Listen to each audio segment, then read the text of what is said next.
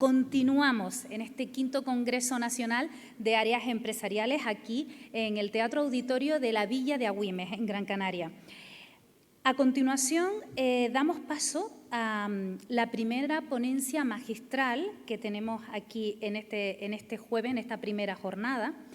Él ha sido ministro de Energía, Turismo y Agenda Digital, licenciado en Derecho, en Ciencias Económicas y Empresariales, técnico comercial y economista del Estado. Diferentes cargos administrativos en los ministerios de Economía, Hacienda e Industria. Yo creo que no necesita más presentación. Estamos ansiosos por escucharlo. Álvaro Nadal Belda. Le damos la bienvenida y lo dejo con él.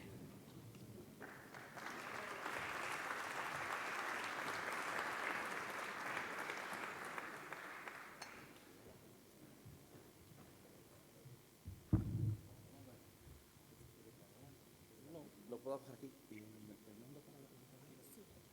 Ah, es este. Muy bien. ¿Y está ahí puesto? Perfecto, muy bien. Buenos días a todos, que vamos con un poquito de retraso, así que yo creo que voy a ser un poquito más breve para que el hambre no apriete tanto. Lo primero, evidentemente, que hay que hacer cuando viene uno a un sitio como este es agradecer la invitación, y en este caso es a CEDAES por haber contado conmigo para tratar de arrojar luz de un poco la situación. No vamos a hablar tanto sobre el terreno, toda la exposición anterior ha hablado mucho sobre el terreno, la normativa, qué se hace con los polígonos industriales, cuántos millones de metros cuadrados ponemos a disposición de las empresas.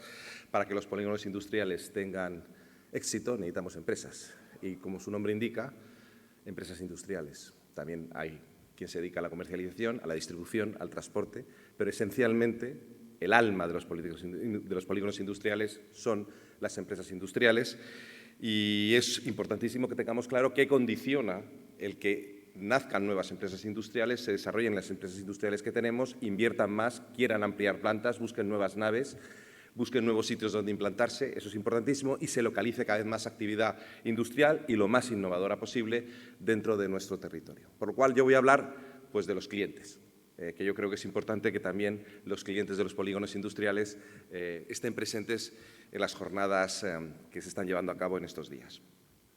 Y para que los clientes tengan pues, un medio ambiente, una situación, un entorno en los que puedan desarrollarse adecuadamente bien, pues hay que ver qué elementos económicos determinan. Voy a ir de lo más general, pues casi de los grandes elementos mundiales que están afectando, a lo que en la idea de todos tenemos ahora en la cabeza, que afecta a la actividad industrial global, que es la energía. De la energía a nivel global bajaré a Europa, de Europa a España, y las implicaciones que esto tiene en las circunstancias económicas presentes y de qué manera esto está influyendo sobre el futuro y el presente de nuestra actividad industrial, nuestra actividad empresarial en su conjunto, y de qué manera podemos tener una perspectiva. No va a ser fácil, de aquí no creo que nadie vaya a poder sacar, de lo que voy a intentar contar, conclusiones muy claras de qué es lo que va a ocurrir el año que viene. El año que viene es un año muy incierto, pero sí por lo menos una serie de elementos, de tendencias, y que si vemos que determinadas cosas ocurren, pues iremos a un escenario pues, que empieza a aliviar la situación que ahora mismo tenemos, y si no ocurren esas tendencias, pues ocurrirá lo contrario. Y siempre empiezo yo las charlas con un cierto halo de esperanza, que siempre hay que tenerlo, y es que de cualquier situación siempre se sale, y más aún en economía. La economía es como un ser vivo. La economía se regenera a sí misma porque al final está formada por los millones de agentes económicos que podemos tener a los empresarios, podemos tener a los trabajadores, a los autónomos, que todos los días quieren mejorar. No conozco a nadie que se levanta todos los días e intenta y lleva a cabo su actividad económica que lo que no procure es que le vaya mejor. Y por tanto, lo que se hace desde la política económica, lo que se intenta hacer siempre desde las administraciones, es hacer que estos procesos de mejora pues vayan a más y no entorpecerlos. A veces se consigue, a veces no, y sobre eso se puede discutir muchísimo, pero que entendamos que siempre cualquier situación económica va a tender a mejorar por el hecho que está formada por todos esos agentes que todos los días quieren prosperar. Bien, y como he dicho, voy a empezar un poco de la visión global para ir aterrizando luego ya pues, hasta abajo, que yo creo que de alguna manera hace un contraste con todo lo que llevamos hablando en el día de hoy. Si nos ponemos a pensar en hace 2 años, en medio de la pandemia, 2020, estamos en 2022, Estamos en unas circunstancias muy, muy diferentes a las que estamos hoy en día y en apenas 2 años, que parecen casi 2 siglos, sobre todo en determinadas cuestiones. Hace 2 años, cuando empezó en marzo la pandemia y estaba todo el mundo muy preocupado por qué consecuencias tendría que de forma administrativa, de forma gubernamental, se cerrase la actividad económica por la necesidad de la pandemia, yo creo que prácticamente nadie, o si fue alguien, desde luego no tuvo mucha difusión, pensó que año y medio más tarde el gran problema iba a ser una enorme escasez de energía en el mundo y una crisis energética como la que no hemos vivido en los últimos 50 años. Desde luego, si cualquiera lee los informes económicos de entonces, me da igual que sean los de la Comisión Europea, Fondo Monetario Internacional, OCDE, los clásicos, pero incluso los de cualquier analista, incluido en el propio sector energético, nadie tenía en la cabeza la idea de que íbamos a tener una crisis energética del calibre que estamos teniendo pues, en este año 2022. Ya veremos cuándo empieza esto, o por lo menos la tesis que yo quiero contar. Es más, a mediados del 20, no sé si nos acordamos, que llegó a haber un momento en que los precios del petróleo se hicieron negativos. No es que te regalasen el petróleo, es que si retirabas petróleo de los centros de producción te pagaban por hacerlo. Que se llenó en Texas un almacén, ¿nos acordamos de aquello? Y que llegamos a tener precios tan bajos, tan bajos, tan bajos en el petróleo y en el resto de las fuentes de energía. Ahora vemos a cuánto está el coste del suministro eléctrico o del suministro de gas, pero hace 2 años los precios eran bajísimos. Para que nos hagamos una idea, en el mercado español, en el mercado mayorista eléctrico, un precio habitual está entre 50 y 60 euros por megavatio hora. En el año 20 los teníamos a 20 euros. Y ahora, pues ahora puedo mirar, mira, voy a mirarlo. ¿A cuánto tenemos ahora? En la hora presente, el precio del mercado. Estas cosas me gustan hacerlas porque esto tiene un carácter eminentemente práctico, ¿no? Vamos a ver si tengo cobertura, creo que sí tengo. Y si me pongo a ver ahora el mercado mayorista, lo estoy mirando en la página de Red Eléctrica, pues España está dando ahora mismo 91. Y si nos vamos a Francia, 200. Nos vamos a Bélgica, 171. Y hoy en Alemania están de buenas, están a 9. Debe haber entrado muchísimo viento con la renovable. Bien, es un mercado muy volátil, pero que en general estamos en una situación de una muchísimo mayor escasez que cuando nos encontrábamos en el año 2020, incluso respecto a un año ordinario como tal. Se habla mucho de la guerra. La causa de la crisis energética actual es la guerra. Bueno, aquí entro mi primer elemento de provocación. No, viene de antes. Otra cosa es que la guerra lo agrave. Y es el primer gráfico que quería poner. Yo no soy de los pesados que van con un PowerPoint porque es bastante feo. Este es el precio de cotización del Brent, que es como saben todos ustedes, es el barril de referencia, el de más calidad en el mercado. Hoy, por cierto, como esto lo hice la semana pasada, hoy está pegando una subidita hacia arriba porque han acordado los saudíes y los rusos algo que no nos viene nada bien, que es recortar producción. Pero aún así, si lo que vemos es que claramente la tendencia, la línea, si imaginásemos una línea recta que describiese esa subida, ¿verdad? No empieza con la guerra, empieza con la recuperación. Si vemos mayo del 21, más o menos, es el momento en que las cotizaciones del petróleo empezaron a subir sustancialmente y además a un ritmo prácticamente constante, si lo vemos. ¿Qué produce la guerra? La guerra es esos picos altos que hay por ahí. Produce volatilidad, produce pánicos y luego no tantos pánicos en el mercado. Con una sierra, eso como si le diese taquicardia al mercado. Pero la tendencia es básicamente la misma. Esto es interesante. No tengo el gráfico del gas por una razón, porque no hay gráfico del gas. El petróleo sí. ¿Por qué lo digo esto? Porque el petróleo, como todos ustedes saben, y sus derivados son una commodity, como llaman los anglosajones. Son un producto que se vende al mismo precio. Un barril de petróleo crudo desembarcado en el puerto de Las Palmas cuesta exactamente igual que en Montevideo o en Shanghái. Los costes de transporte son una variación muy, muy pequeña del precio del petróleo a nivel mundial. Y de sus derivados también. El litro de gasolina cuesta exactamente igual. Eso no ocurre con el gas. Y no ocurre con el gas por una razón. Porque el gas, por la definición del gas, tiende a ser gas. Parece que estoy hablando como mi antiguo jefe, pero no estoy hablando como mi antiguo jefe. ¿Por qué digo esto? Porque el gas, al ser gas, se consume y se utiliza como gas. Pero solo hay una manera de transportarlo como gas, que es por tubo. Si no, hay que licuarlo. Los del sector dicen licuefactar, pero yo creo que la Real Academia tendrá un conflicto con esto. Pero vamos, no nos vamos a meter en esta cuestión. Un tubo de gas es eficiente, y por eficiente se entiende que te cuesta menos que transportar por barco a unos, como mucho, 4.500, 5.000 kilómetros de distancia. Por eso el único suministrador posible por tierra de Europa es Rusia. Y eso los rusos lo saben. Porque si no, tienes que ir por mar. Por mar es muchísimo más caro. El tubo que va por mar te llega como mucho, a 800 kilómetros. Por eso España, nuestro único posible proveedor es Argelia. No podríamos traer por tubo de Trinidad y Tobago, por ejemplo, por el que son grandes productores en el Caribe. No hay manera de traerlo por tubo. Hay que traerlo desde Argelia. Y por eso solo Noruega es un suministrador por tubo, que va también a Alemania por mar, pero ¿Noruega dónde llega? Pues Alemania, Holanda como mucho, Reino Unido. A más de ahí no llegas porque no te es rentable tener otra vida. El resto se tiene que ir haciendo por gas, por barco.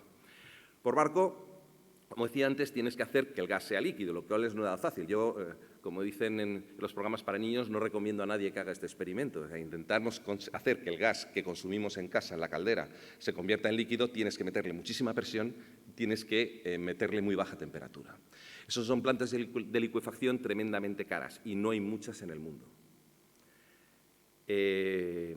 Y una vez que lo metes en el barco, que tampoco te vale cualquier barco, los metaneros son barcos muy especiales, que tienen que transportar en condiciones lo más herméticas posibles, porque el gas tiende a convertirse en gas, como decía antes, y hay mermas. Y cuanto más largo sea el recorrido, más difícil es que pueda ser rentable su venta. Y luego, cuando llega, hay que regasificarlo. Conozco perfectamente la problemática sobre la regasificadora en Canarias, que si la hacíamos en Tenerife, en Granadilla, o si la hacíamos aquí en Gran Canaria. Es verdad que el archipiélago canario necesita regasificación, necesita tener la posibilidad de que vengan metaneros y metan al sistema gas. ¿Cómo se vaya a hacer? En fin, es un dossier hartamente complejo. Pero sí que, como infraestructura, yo creo que es una infraestructura necesaria, porque si no, no puedes tener esta fuente de energía. Bien, por lo cual, lo que tenemos es que se forman mercados regionales, y en los mercados regionales son muy diferentes. Así como el precio del petróleo, como decía antes, y de la gasolina es exactamente igual en todo el mundo, y tenemos una crisis de coste de transporte, tanto en Asia como en Europa, como en Estados Unidos. Si ahora voy a hacer el mismo ejemplo, me voy a ir al mercado español de gas. ¿A cuánto estamos cobrando el gas en España ahora? Esto nos lo da Miggas, que es nuestro mercado mayorista de gas, y está hoy a 88,70, casi 89 euros el megavatio hora de gas. Megavatio hora es una unidad de energía. La puedes utilizar en gas, la puedes utilizar en electricidad. En este caso estamos mirando a cuánto cuesta el megavatio hora de gas. 88,70. Vamos a ver nuestros amigos holandeses. ¿Por qué hablo de nuestros amigos holandeses? Porque ahora hablaré del caso español concreto. Pero el mercado holandés, el TTF, es con diferencia el mercado más importante de Europa, y además, como está conectado con los grandes mercados de centro de Europa, especialmente Alemania, si falta gas en Holanda, los alemanes tiran de ahí. Mientras que si a nosotros nos sobra o nos falta gas, no tenemos interconexión suficiente con Francia. O sea, a nosotros nos afecta que pase en el centro de Europa, para que nos entendamos.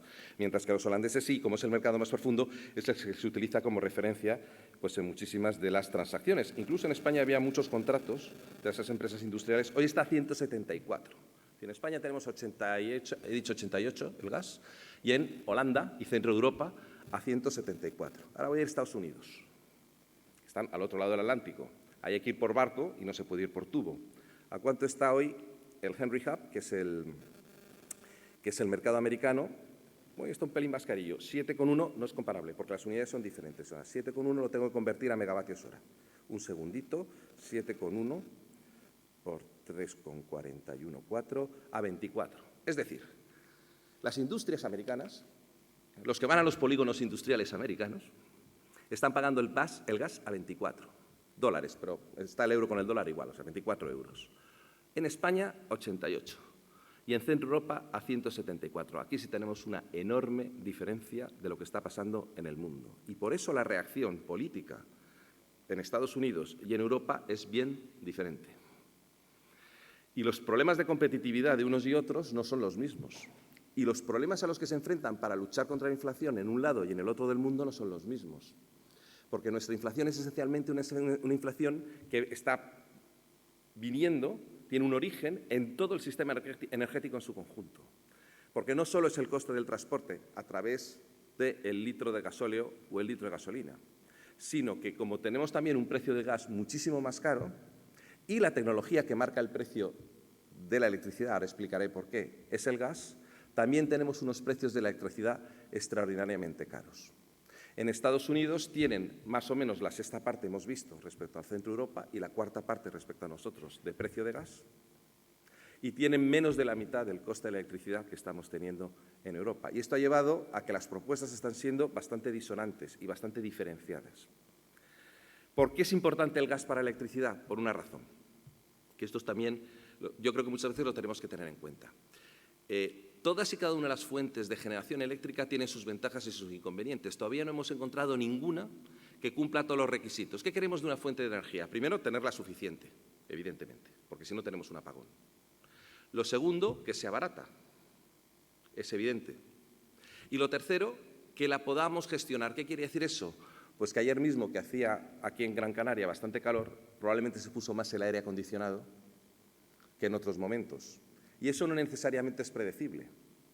Pero la electricidad se tiene que estar generando en la misma cantidad que se está consumiendo. No la podemos almacenar. Claro, y me dirá alguno, yo he puesto un autoconsumo que se almacena ya, con baterías de estas. Pero esto no sirve para el sistema eléctrico en su conjunto. Yo en mi casa, en una pequeña industria, podría meter, en una pequeña explotación agrícola, puedo poner un sistema de almacenaje con baterías. Habría que ver la rentabilidad del mismo, porque todavía son sistemas muy caros. Y podemos luego hablar, si alguien quiere, de qué opciones hay de autoconsumo, generación distribuida, etcétera, etcétera, dentro de los propios polígonos industriales. Pero lo que tenemos que tener claro es que a nivel del conjunto del sistema español, de todo lo que es lo que los españoles en las ciudades y en nuestras industrias consumimos y, por tanto, tenemos que generar, no existe todavía, ni en España ni en ningún sitio, viabilidad económica ni incluso tecnológica para hacer un gran almacenaje del sistema.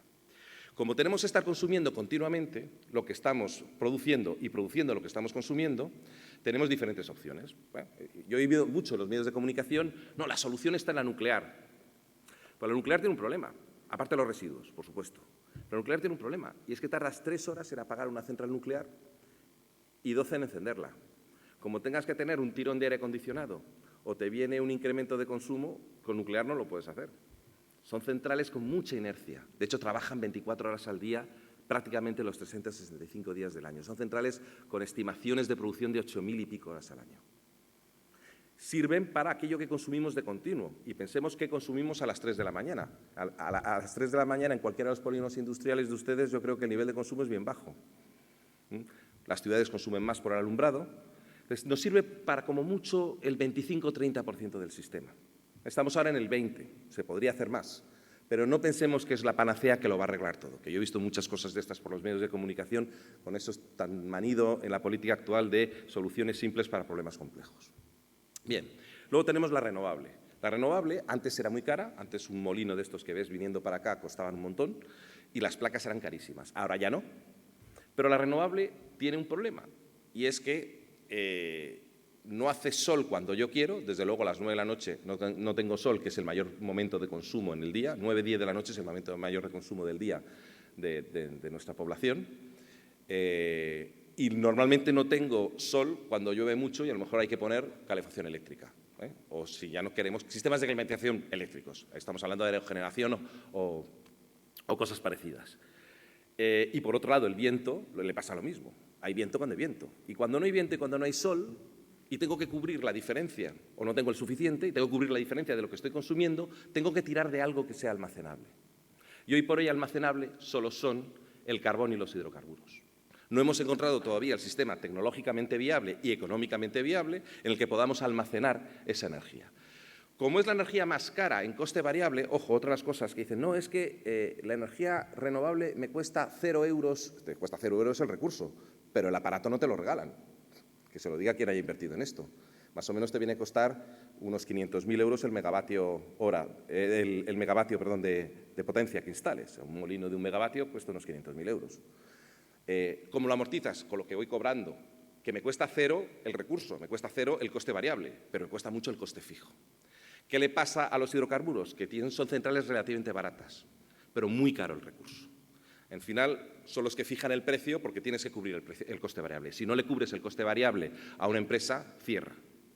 Por eso el gas, sistemáticamente, antes también el carbón, ahora veremos por qué, el gas sistemáticamente fija el precio de la electricidad. Y dice alguno, es que no debería ser así. Bueno, todos los mercados funcionan así, más mercados tan fluidos como el mercado eléctrico. Se puede buscar alternativas, todavía no se ha encontrado una económicamente, digamos, que cumpla todos los requisitos que tiene una alternativa de asignación de mercado. Pero vuelvo a lo que decía antes, Estados Unidos, con las mismas reglas de asignación de mercado eléctrico o gasístico, tiene unos precios muy diferentes a los nuestros. Luego, a lo mejor tanto no es el problema. La Comisión Europea ha hecho propuestas y varios gobiernos también sobre cómo cambiamos las reglas de mercado, pero a lo mejor no es tanto el problema las reglas de mercado, ya que Estados Unidos, con exactamente las mismas reglas de mercado que nosotros y con una política climática que ya no es dudosa, el presidente Biden no es una persona sospechosa de ser un negacionista climático, del señor Trump se podría decir eso, desde luego yo creo que se puede afirmar con toda rotundidad, pero el señor Biden no. Y sin embargo, los problemas son muy diferentes. ¿Por qué? Porque los precios son la abundancia de recursos es muy diferente. Me he olvidado del agua, me han dicho, oiga, ¿y el agua? El agua lo tiene todo. El agua es gestionable porque la puedo almacenar en embalses, que no pantanos, que me dijo un día un ingeniero de caminos con toda la razón, los embalses son artificiales, los pantanos son naturales, y Franco no inauguraba pantanos, sino que inauguraba embalses, aunque nos metió la propaganda a todos de que inauguraba pantanos. Y tenía toda la razón aquel ingeniero. Bien, la meto en el embalse y, por tanto, está el recurso guardado. Lo puedo utilizar cuando lo necesito. Además, es barato porque te cae del cielo y cuando vas a amortizar el coste de la construcción del embalse y de la central hidroeléctrica es barato. El problema es que no tenemos tanta agua. Si fuésemos Paraguay, Paraguay no tiene otra fuente de energía que Iguazú. Se va a las cataratas de Iguazú y produce toda la energía que quiere. El caso otro caso interesante es Suiza. Suiza no tiene prácticamente hidrocarburos en su sistema, no tiene centrales de gas. Pero es que la mitad de su producción es agua, tiene los Alpes, claro, tiene el Mont Blanc, nevado todo el año, y la otra mitad es nuclear. Bueno, pues probablemente es un esquema que, dado que ellos sí tienen ese recurso, lo pueden hacer. Nosotros tenemos que apañarnos con lo que tenemos.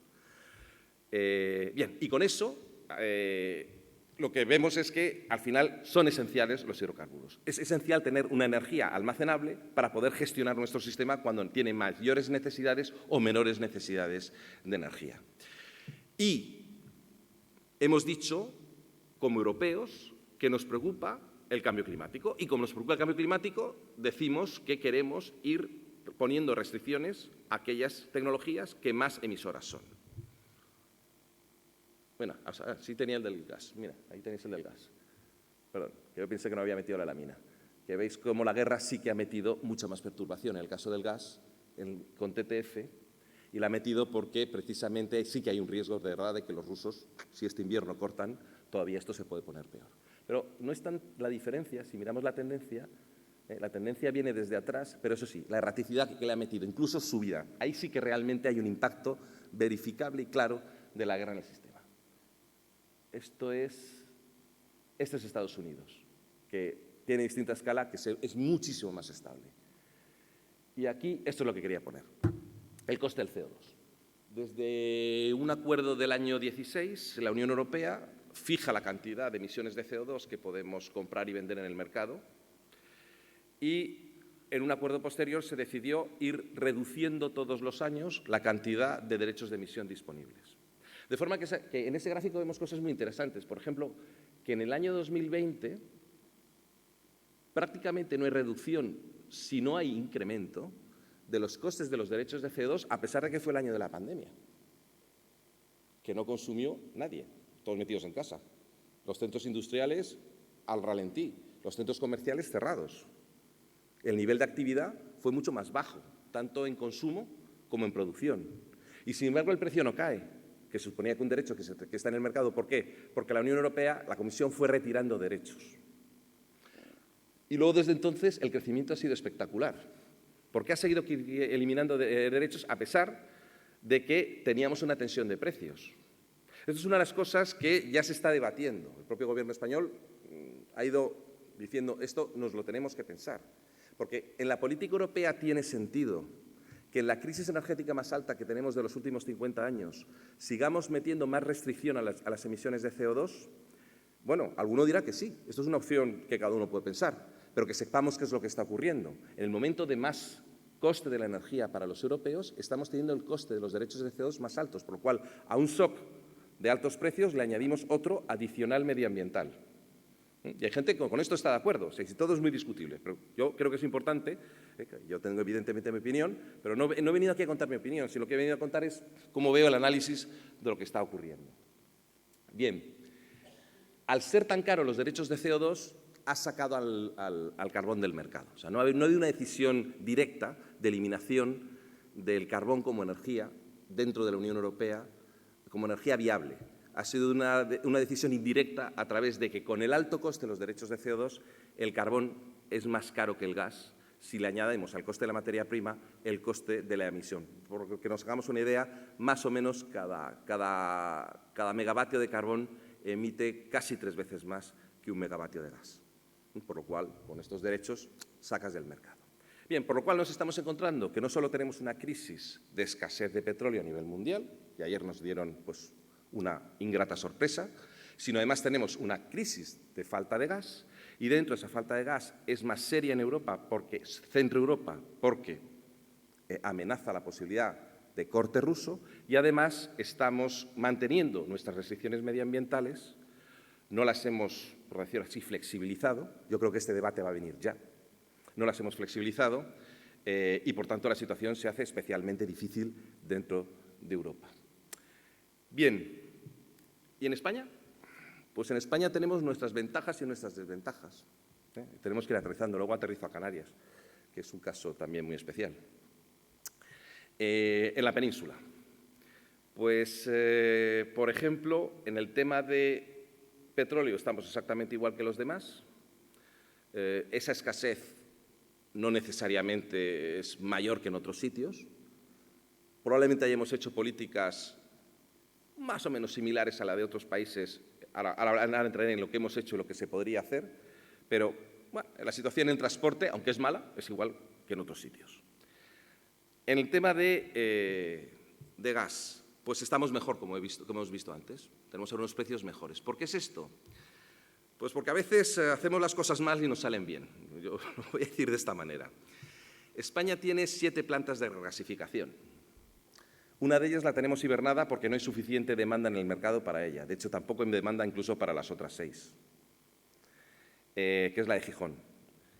Para que nos hagamos una idea, España consume unos 30.000 millones de metros cúbicos al año de gas y tenemos capacidad para regasificar 60.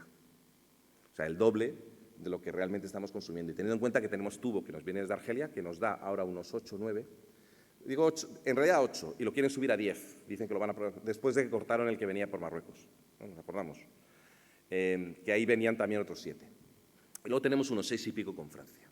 Es decir, tenemos mucha más capacidad de regasificación y de almacenaje que de la que realmente necesitamos. Bueno, ¿por qué? Pues porque se planifican las infraestructuras a la grande. Evidentemente, pues eso, los que hacen las infraestructuras están encantados. Enagas también está encantada porque así no tiene problemas para gestionar el sistema, pero eso va al recibo. Todas esas infraestructuras al final se pagan a 1 de mes en la parte fija del recibo.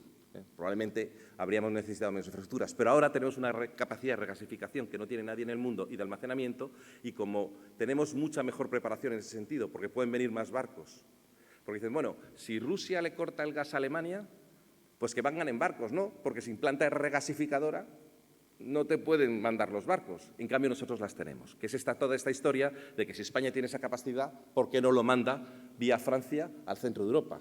Luego entró en esta cuestión. Bueno, de entrada lo que tenemos es precios más baratos en gas y eso se está traduciendo al precio final de la electricidad y sobre eso pues ha habido una medida muy específica que es conocida como la del tope del gas para todavía reducirlo mucho más. Pero de entrada lo que tenemos es una situación de ventaja porque podemos abastecernos mejor que el resto de los europeos. Pero como decía, nosotros tenemos 7 plantas de regasificación y Francia tiene 2. Y Francia es el doble economía que la nuestra. Tiene una en el norte y otra en el sur. Bien.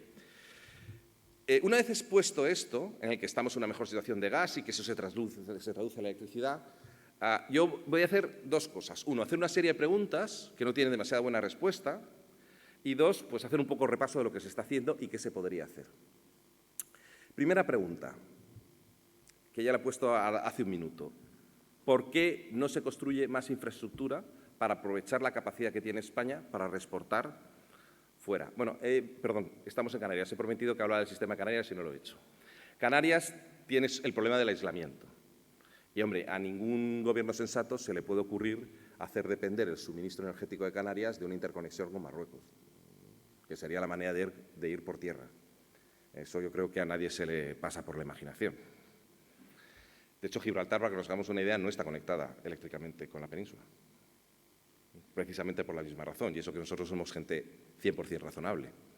Pero bueno, por esa razón tienes que consumir con un sistema gestionable, con otro problema adicional, que conocen ustedes muchísimo mejor que yo, que no tienes todo el suelo del mundo para desarrollar infraestructuras energéticas, por lo cual necesitas centrales pequeñas que no te consuman mucho suelo y que te permitan gestionar el sistema. Por eso son el único sitio de España donde quedan las centrales de fuel. Centrales que son muy caras y además contaminan localmente mucho. Todo lo que podamos quitar de producción con fuel y hacerlo con renovables, mejor, ¿no? Y eso han sido las subastas de renovables que se han hecho, que afortunadamente se pudo, que no es tan fácil, meter fondos europeos. Ahora, también sabemos que el coste, por tanto, del sistema canario es mucho más alto que el del sistema peninsular. Y esa diferencia se compensa, como todos ustedes saben. Son unos 1.300 millones de euros al año, en el que la mitad con cargo a los recibos de la luz de los peninsulares y la otra mitad con cargo a los presupuestos generales del Estado, se compensa la diferencia de coste para que todos los españoles tengan el mismo coste de la electricidad en todo el territorio nacional. Por eso hace una situación pues, más compleja. Toda la renovable que se pueda meter en Canarias siempre va a beneficiar al medio ambiente canario y al conjunto del coste del sistema económico de toda España. Cierro este pequeño paréntesis que tocaba. Bien, primera pregunta, ¿por qué no hay posibilidad o por qué es tan difícil que teniendo capacidad de regasificación el gas venga a España, se regasifique y se mande hacia el centro de Europa? Pues porque tenemos Francia en medio. ¿Y por qué Francia no quiere hacer el MidCat? Bueno, pues porque tiene sus razones. Otra cuestión es que no nos gusten, como nosotros tenemos las nuestras y a ellos no les gusta. El problema del sistema francés es que es un sistema muy débil en el sur, tiene muy poca red. De hecho, hasta hace 5 o 6 años tenían dos precios diferentes, Francia Norte y Francia Sur. Han hecho una inversión para que sea el mismo precio. Si ahora empiezas a meter gas desde España, vuelves a desequilibrar el norte y el sur. Por lo cual, para ellos, el proyecto no es cruzar los Pirineos, es llegar hasta Lyon. Y el proyecto es carísimo, enormemente caro. Entonces dicen los franceses que o me ponen dinero. Claro, la infraestructura de paso de los Pirineos ya es suficientemente cara. Reforzarla hasta Lyon es muy difícil. Aparte que es difícil de entender que en el recibo del gas de los españoles vamos a cobrar la mitad de la infraestructura francesa. Difícil de hacer. Por eso está estancado y aparecen las noticias todos los días hacia un lado y hacia el otro, que si los franceses quieren les meten presión política y entonces dicen con la boca pequeña que sí. ¿Les quitan la presión política? Pues te dicen que ni de broma. ¿Se puede poner dinero europeo? Se puede poner dinero europeo, pero hemos aprobado por decisión de Consejo y Parlamento que no se financian infraestructuras de gas con dinero europeo. Por lo cual estamos diciendo que, bueno, que es de gas, pero que como va a ser de hidrógeno, estamos intentando ahí apañarlo. Pero aún así no hay suficientes fondos europeos para que lleguemos a una negociación. Yo creo que tarde o temprano esto tendrá que ocurrir, porque no puede ser que teniendo una capacidad enorme de abastecer al resto de Europa desde España, esto no se ponga en marcha, pero no va a ser fácil. O sea, todo lo que ocurre, que ahora mismo con todo lo que hay, todas las decisiones que no se están tomando es porque no son fáciles. Segunda pregunta interesante. Olvidémonos del MidCat y de sustituir el gas ruso con gas que te venga en barco, que además en todo caso iba a salir más caro. ¿Por qué si me cuesta 25 euros un megavatio hora de gas en Estados Unidos y casi 200 en Holanda, nadie se dedica a invertir en plantas de licuefacción en Estados Unidos para mandar gas de allí para acá? Sobre todo porque una parte de la escasez que tenemos ahora no viene solo de la recuperación de la pandemia, como he dicho antes, sino porque se destruyó muchas instalaciones en el pasado. La mitad del fracking, la mitad del esquisto americano se destruyó pues en el año 20, con la caída de con la caída de precios quebraron una tras de otra. Pues un gas caro de sacar, gas caro entre comillas. No se han puesto otra vez en marcha esas plantas, directamente se han achatarrado. Y lo mismo pasa con el refino. La gente podría decir, como se ha multiplicado por 3 los precios de refino, la típica pregunta de taxista, que te dice, oiga, si estaba a $100 el barril de petróleo, que hay muchos taxistas que está ilustrado en estas cosas y más, le va todos los días el mes. Si estaba a $100 el barril de petróleo en el año 12 y me costaba el litro de gasóleo a 1,6, ¿por qué ahora, que también está a 100 euros o a $100, me está costando 2? Porque se ha multiplicado por 3 el coste de refinar. No el coste, perdón, el margen de refinar, los precios, que esta también es commodity mundial. Más o menos te van a pagar lo mismo por refinar en Cartagena que por refinar en Atlanta. Te van a pagar lo mismo. Faltan refinerías. Se han cerrado muchas refinerías, lo mismo. Determinadas políticas climáticas han llevado a que aquellas que son más emisoras y contaminantes se cierren. Algunas se han transformado en plantas de hidrógeno y ahora mismo hay una escasez de refino descomunal en el mundo. De hecho, el único país del mundo que tiene sobrecapacidad de refino es Rusia, que tampoco es la mejor recomendación y además no la pone en marcha. Es decir, nos falta capacidad de convertir el petróleo crudo, aparte de que falta petróleo crudo, nos falta además convertir el petróleo crudo en producto final. Con todo esto, la siguiente pregunta es ¿y por qué entonces la gente no está invirtiendo en más extracción, tanto de gas como de petróleo, en más refino, en más transporte, en más regasificación y en más metaneros? Porque, mil perdones, es tirar a pichón parado. Compras a 30 y vendes a 200. Respuesta. Es interesante lo que dice el último informe de la Agencia Internacional de la Energía sobre el gas. Hay 2 elementos que están impidiendo que se hagan inversiones que, en realidad, son costosas y, además, que se amortizan a bastante plazo. Uno es lo que llaman incertidumbre regulatoria. Si nosotros tenemos en nuestras leyes europeas ya puesto por escrito que a partir de 2030 vamos a reducir sustancialmente nuestro consumo de gas y de petróleo, a partir de 2035 nos estamos planteando seriamente que no se puedan vender coches nuevos con motor de explosión, ¿quién va a montar una refinería? Y, además, otra cosa que te dice ese informe es que si montas una refinería y la quieres montar, es dificilísimo encontrar financiación. Ayer mismo, el segundo banco más importante de España, el BBVA, anunció que para 2030 quería reducir su cartera de financiación de proyectos de hidrocarburos, de gas y de petróleo, en un 30%. Por lo cual, no solo es que hay pocos inversores dispuestos a asumir el riesgo regulatorio, sino que, además, esos inversores no encuentran financiación. Por lo cual, ¿qué están haciendo nuestros proveedores? Se están sentando sobre su producción, dejan que suba de precio y ahí están. Por eso, si se acaba la guerra, más que encontrarnos con una situación mejor de la que tenemos ahora, lo que vamos a tener es una situación no peor, porque si la guerra hace que Rusia reduzca todavía más el suministro a Europa, se empeorará la situación actual. Pero aunque terminase la guerra mañana, estos desajustes entre oferta y demanda son difíciles de cambiar. Por eso digo, hay una buena noticia en esto. No dependemos tanto de Putin como se dice. Pero hay otra noticia. Tenemos que plantearnos. Al final, probablemente lo que tendremos que hacer es garantizarles a nuestros proveedores que van a tener una capacidad de negocio suficiente.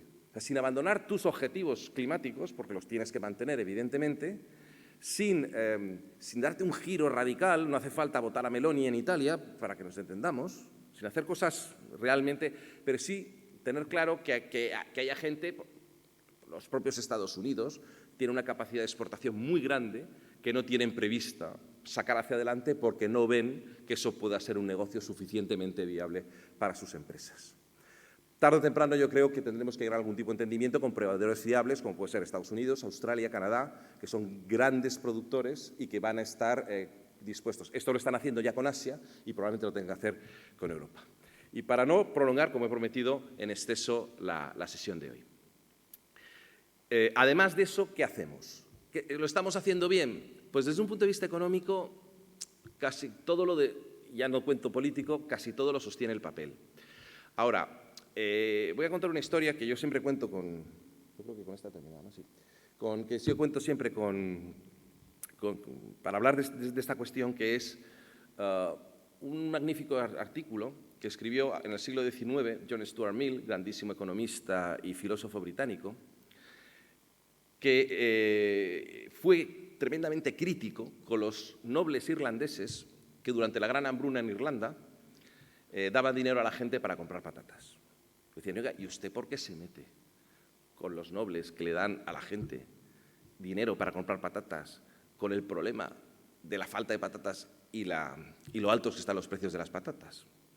Y el hombre, con su criterio, eso para que vean ustedes que los economistas somos un poco raros, pero pensamos con una cierta lógica global, que es lo que nos hace profesionalmente pues, aptos para lo que hacemos, o por lo menos los que lo intentan ser, dijo, usted lo ha dicho, el problema no son los precios son solo una señal de que faltan patatas. El problema es que hay pocas patatas y mucha gente. Si usted mete dinero en el sistema, no arregla el problema de que falten patatas porque sigue habiendo las mismas patatas. Lo que hay es más dinero, en manos de unos pocos que acapararán más patatas y dejarán a los otros todavía con menos patatas y más hambre. La lógica es impecable. Es un poco lo que estamos haciendo en todos los países hoy en día. Estamos yendo a por los precios. Los precios son la señal de que el problema está en mucho más, es más profundo, es de escasez. El otro día, yo que vivo en Londres, estaba viendo la BBC y contaban que en el Hospital Central de Beirut solo tienen electricidad por 2 horas al día, que es cuando encienden la luz y tratan a los pacientes. Claro, porque los países ricos, pujando por la escasa energía que hay en el mundo, nos la llevamos. Y aquí generamos la incomodidad de que el recibo es más alto, pero es que allí solo tienen 2 horas de electricidad en su hospital central. Es la necesidad de que haya más energía. Necesitamos disponer de un recurso adicional o recursos adicionales que no está habiendo, que tarde o temprano ocurrirá, tarde o temprano se buscará la forma de hacerlo. Mientras tanto, lo que estamos haciendo es medidas que solo pueden ser temporales. Reducir el IVA, dar 20 céntimos por litro. Eso no aumenta la cantidad de patatas, con el ejemplo que decía anteriormente. Puede darte un cierto alivio, bueno, transitorio y probablemente de corto plazo. Pero cuando se dice que tenemos que replantearnos muchas cosas en nuestras políticas energéticas y de largo plazo, eso es rigurosamente cierto. Bien, mientras tanto, ¿qué riesgos tenemos con esto? Aparte que nos esté subiendo la energía. Pues que aparezcan lo que se llaman los efectos de segunda ronda. Es decir, el que puede le intente trasladar el coste de la energía al de al lado. España se ha hecho más pobre porque ahora tenemos que pagar más cara por una energía que no tenemos. Y como decía, las primeras medidas evidentemente son que haya más. Por eso, todo lo que podamos aumentar. A mí me parece bien que se pueda aumentar lo que se pueda en nuclear, lo que se pueda en renovable. ¿Podemos plantearnos, como ha hecho, por ejemplo, Alemania, de continuar con el carbón? Bueno, es un debate. Porque los países europeos, Francia y Reino Unido y Finlandia, van a aumentar el número de sus centrales nucleares. Pero todo esto no va a ser de hoy para mañana. Y mientras tanto, yo creo que es importante que veamos que esto no se extienda. Como somos más pobres, y somos más pobres porque tenemos que pagar más cara una energía que no es nuestra, hay un trasvase de rentas desde nuestro país a los otros, una economía bien gestionada será aquella que ese empobrecimiento lo reparta entre todos. Que este es el famoso pacto de rentas. Y se puede hacer mejor o peor. Eso ya veremos a ver cómo se hace de bien. Pero el pacto de rentas es absolutamente necesario, porque es la manera de que este coste se reparta entre todos. Si no, ¿qué va a ocurrir? Pues que el inquilino va a decir que no le suba el arrendador. Y el arrendador va a decir que en el contrato tiene expuesto subida por IPC. El pensionista que le suban por IPC. El trabajador que le suban el IPC. Y el empresario va a decir, yo no te puedo subir el IPC. Y si te lo subo, lo repercuto en precios, por lo cual tú como consumidor lo vas a pagar por detrás. Y entramos en espirales en las cuales al final nadie gana porque la factura se la vas a pagar al que te suministra el gas y al que te suministra el petróleo exactamente igual, se la vas a pagar exactamente igual, pero peleándonos entre nosotros, generando pérdidas de competitividad, mucho desgaste, fricciones políticas, fricciones sociales que a ninguno nos conviene. Esto es lo que ocurrió en los 70 y no lo hicimos especialmente bien. Yo estoy viendo cosas interesantes. Por ejemplo, la negociación colectiva está siendo muy moderada y no hay tantos, aunque hay, pero no hay tantos, o por lo menos no excesivos, convenios en los que diga inmediatamente con cláusula de revisión al 100% del IPC. Se está teniendo una cierta moderación. La propuesta de subida de salarios públicos es una subida sin cláusula de revisión. 3,5, incluido el 2 que ya se subió, 2,5 y 2, sin cláusula de revisión. Bueno, medio puntito que se pone en los 2 años por si acaso IPC. Pues no está mal planteada. ¿Pensiones cubiertas al 100% por IPC? Pues eso se lo dejo a ustedes que lo juzguen. Hay 30 millones de rentas en España, 10 de pensiones y 20 de salarios y de autónomos, y rentas de autónomos y empresarios. Y si hay 10 que no participan, significa que los otros 20 son los que cargan sobre el coste de esta factura que tenemos que pagar a nuestros proveedores de energía. Por hacer la cosa siempre optimista, de toda crisis económica se sale, nos iremos adaptando, bien a precios altos o bien conseguiremos que los proveedores nuestros vean rentable durante el tiempo que todavía necesitamos, hasta que podamos hacer una transición energética total, que para eso todavía queda mucho tiempo. Estos proveedores, pues probablemente tarde o temprano se animen a que esto vaya mejor y darnos más suministros. Tendremos mejoras tecnológicas que nos ayudarán a ser más eficientes y probablemente tendremos un resultado, yo creo, que no dañino, por lo menos para Europa, de la guerra de Ucrania. Pero, mientras tanto, estamos en aguas complicadas. Y esto para la industria, sus clientes, no son las mejores noticias. Pero, como siempre, en peores se las han visto nuestras industrias y siempre han salido hacia adelante, porque tenemos un sector industrial muy robusto y muy competitivo en el que yo creo, pero vamos, casi ciegamente. Así que, bueno, pues por dar una nota de optimismo final, esta crisis es difícil, es complicada, no es la única que hemos tenido, y teniendo un poco de sensatez, como siempre, pues se puede salir con las cosas hacia adelante. Y es lo que quería contarles a ustedes, porque ya seguro que las tripas nos empiezan a rugir.